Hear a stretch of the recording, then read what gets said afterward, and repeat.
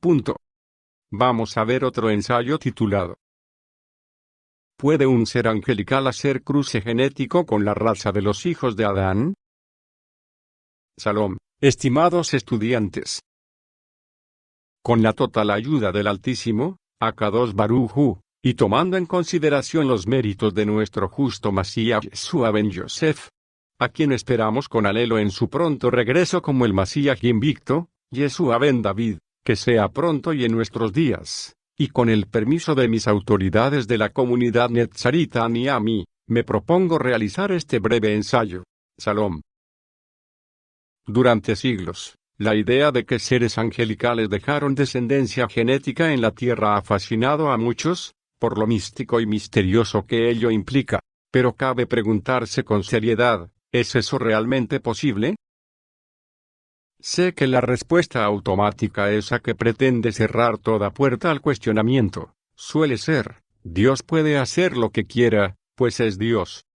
Aunque estoy plenamente convencido de que el Altísimo puede realizar cualquier acción conforme a su juicio y voluntad, no puedo usar ese argumento como licencia para crear mitos o leyendas.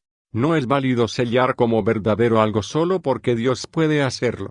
En tal caso, no estaríamos hablando de su voluntad, sino de nuestra imaginación deseosa de respaldo divino. ¿Entienden? No permanezcan en silencio ante quienes, con fuerza, intentan imponer su opinión usando ese argumento como escudo. Digan, no. Pero para comprender esta idea, debemos primero rastrear su origen. El libro de Primera de Enoc, específicamente en los capítulos 6 al 8, narra cómo ciertos ángeles, los llamados vigilantes, se enamoraron de mujeres humanas, las tomaron como esposas, y de esa unión nacieron los Nefilim, una raza de gigantes que trajo maldad y violencia a la tierra.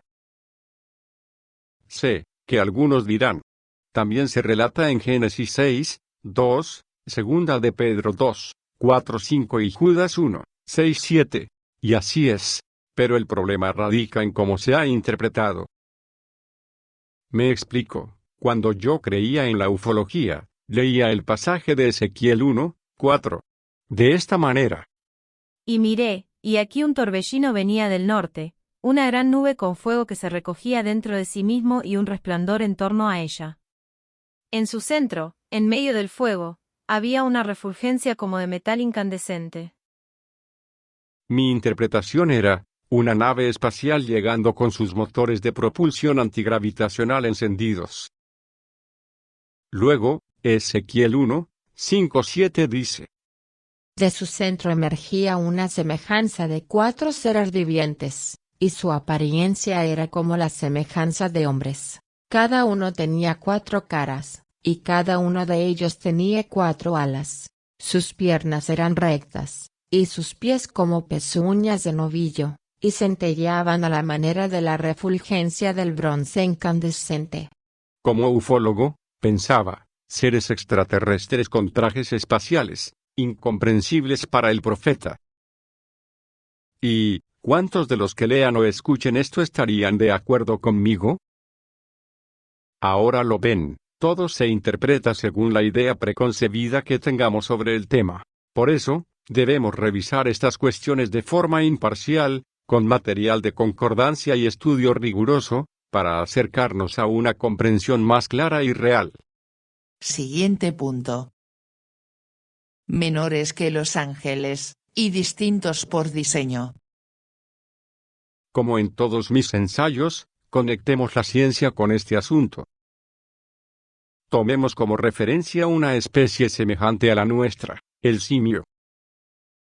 La reproducción entre un simio y un ser humano es imposible debido a las significativas diferencias genéticas, especialmente en el número de cromosomas y en la incompatibilidad de los genes que regulan la unión entre el esperma y el óvulo. Aspecto de número de cromosomas. Humanos y simios poseen un número distinto de cromosomas, lo que impide un apareamiento exitoso entre los cromosomas paternos y maternos durante la fecundación. Aspecto de incompatibilidad genética. Incluso entre especies genéticamente cercanas, como humanos y chimpancés, los genes encargados de la unión entre el esperma y el óvulo han evolucionado de forma divergente. Funcionan como cerraduras y llaves que no coinciden. Esto genera barreras de incompatibilidad que impiden la formación de un cigoto viable, es decir, un óvulo fertilizado que pueda desarrollarse. Sé que, a estas alturas, muchos se preguntarán, ¿qué tiene que ver esto con el tema? Pues todo. Recordemos las palabras del rabino Saúl de Tarso, quien cita el Salmo 8, 4, 5, en el libro de Hebreos 2, 6, 9. ¿Qué es el hombre, para que te acuerdes de él, el hijo de Adán, para que lo consideres? Lo hiciste un poco menor que los ángeles, lo coronaste de gloria y honor. Fuimos creados inferiores a esa especie que llamamos ángeles. En otras palabras, somos semejantes, pero no iguales. De la misma forma que somos semejantes al simio, pero genéticamente incompatibles, también lo somos respecto a los ángeles. Para muchos, esta visión resulta inaceptable. Pero sigamos atando cabos, con paciencia y rigor, para que puedan comprender plenamente este planteamiento. Raíces mitológicas del imaginario híbrido. Toda tradición proviene de algún lugar, ninguna nace del vacío ni desciende del espacio exterior. Por tanto, este tipo de origen místico tiene raíces claramente grecorromanas. En la mitología clásica encontramos numerosos ejemplos de cruces entre especies. Por ejemplo, las sirenas, criaturas híbridas que combinan la parte superior de mujer con la de ave o pez. Los centauros, seres con torso humano y cuerpo de caballo. El ictiocentauro, con cuerpo de caballo, torso humano y cola de pez. El tritón, con torso de hombre y cola de pez. Además, en la mitología griega, abundan figuras que ejemplifican la interacción entre dioses y humanos. Entre ellas destacan Hércules y Perseo, héroes nacidos de la unión entre dioses y mortales. Prometeo, el titán que modeló a la humanidad con sus propias manos. Esta es la cultura simbólica que heredó el cristianismo, como ya hemos considerado en el ensayo Forjadores del Cristianismo. Por tanto, debemos comprender que este tipo de relatos que incluyen relaciones íntimas entre dioses y humanos o animales, no provienen de una interpretación hebraica, sino de la mitología de la antigua Grecia, Roma, el hinduismo y las religiones del antiguo Egipto. En contraste, Mosé y ninguno de los profetas hebreos propendieron tal cosa. No hay en la tradición profética hebrea relatos que respalden la idea de cruces genéticos entre seres celestiales y humanos. Lo que encontramos, más bien, es una clara distinción entre las creaciones dimensionales diferentes y la nuestra, entre lo espiritual y lo terrenal. Más aún, nuestro Masías Yeshua ben Yosef nos aclara este asunto de forma categórica, cuando dice: Mateo 22, 29-30. Respondiendo Yeshua les dijo, por vivir desconociendo la Torá y el poder de Eloá, es que erran, pues en la resurrección ni se casan ni se dan en casamiento, sino que son como los malajim en el cielo. Esta respuesta fue dirigida a los sadoquim, saduceos, quienes negaban la resurrección y planteaban una pregunta capciosa. Una mujer había sido esposa de 7 hermanos sucesivamente, y querían saber de cuál de ellos sería esposa en la resurrección. Yeshua responde con claridad: los ángeles no se casan, ni son dados en casamiento. En otras palabras, no poseen sexo, ni masculino ni femenino, y por tanto no tienen órganos reproductores como los hijos de Adán. En el mundo venidero, seremos como ellos, seres de otra dimensión física, sin reproducción biológica, sin distinción sexual, sin unión carnal. Este pasaje no solo responde a la pregunta de los sadoquim, sino que también desmonta la idea de que los malajim puedan tener descendencia genética con humanos, reafirmando la diferencia ontológica entre ambas especies.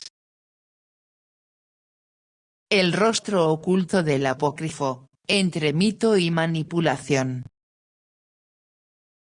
El libro de Enoc, en todas sus versiones, forma parte del conjunto de textos conocidos como apócrifos. Estos suelen atribuirse a personajes bíblicos importantes, pero rara vez mencionan a sus verdaderos autores, normalmente desconocidos. Cabe destacar que el libro de Enoc nunca fue considerado auténtico por los rabinos judíos, ni se incluyó en el canon de las escrituras hebreas. Existen 20 manuscritos del libro de Enoc entre los rollos del Mar Muerto, pero todos están escritos en arameo, no en hebreo. Por lo tanto, no forman parte del Antiguo Testamento hebreo. Además, estos son solo fragmentos, no la totalidad del libro que conocemos hoy. Por tanto, no hay garantía alguna de que el texto que ha llegado hasta nosotros sea fiel a los manuscritos encontrados en Qumrán. Es importante destacar que esta obra ha fascinado principalmente a gentiles con alto conocimiento filosófico grecorromano. Entre ellos se encuentran los llamados padres de la Iglesia cristiana, tales como Ireneo, Orígenes, Tertuliano y, según parece, Jerónimo.